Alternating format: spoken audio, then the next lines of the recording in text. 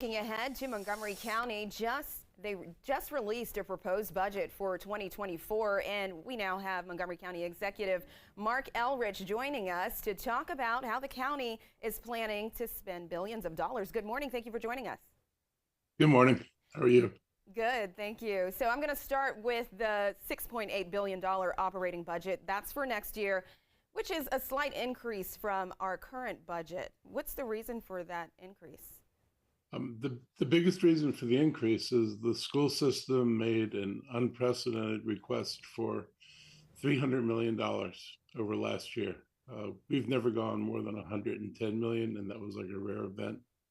And most of the money is for salaries, and what we find is that Montgomery County school salaries lag salaries in many of the other places that we're competing with in the region.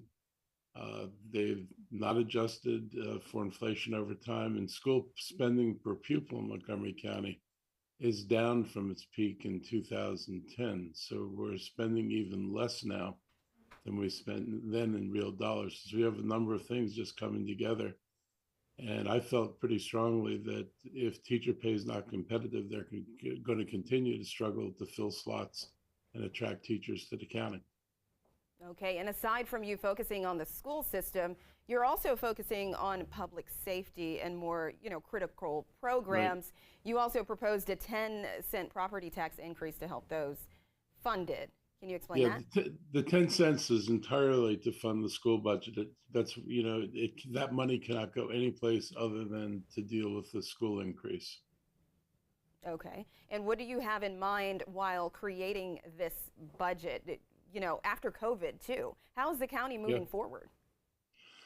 Well, that's, some of the other choices we made in the budget. We still have a lot of money in there for rental relief at a level we never had before. We've got money in there for food relief for families that are struggling to get food at a level we never had before. There are some hangovers from COVID, as well as keeping about $5 million in the budget in case we have to deal with getting vaccines or testing up again.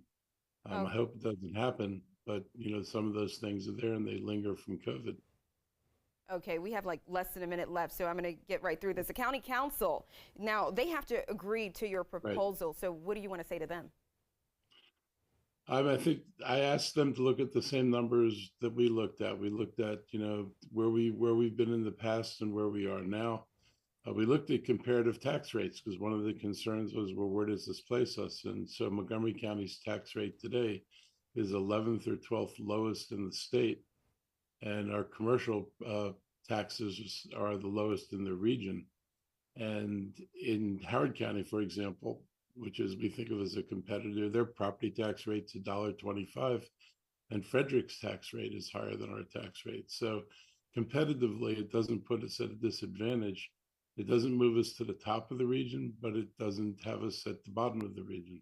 So I think it's a balanced approach. It would have been better if we'd been able to do this over a period of years, but there's an urgency in the school system now because of the vacancies, and we don't have several years to try to fill these vacancies. We have to try to start the next school year in a better position than we are now.